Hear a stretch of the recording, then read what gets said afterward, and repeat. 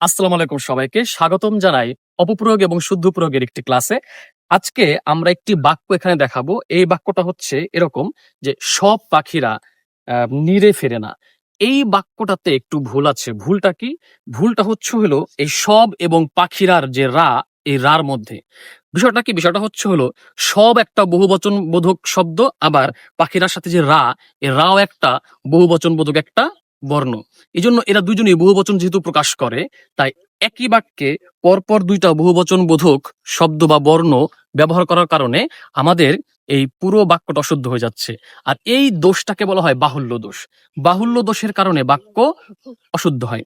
তাহলে এই বাহুল্য দোষটা আমরা কিভাবে শুধরাতে পারি? শুধরানোর উপায় হচ্ছে হলো, আমি এই সব রাখবো অথবা পাখির সাথে যে এই রাটা রাখবো, যে কোনো একটা, হয় সব হয় রা। আমি বলতে পারি সব পাখি নিরে ফেরে না, এটা সঠিক।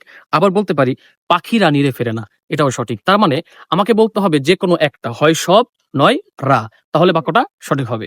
ধন্যবাদ সবাইকে।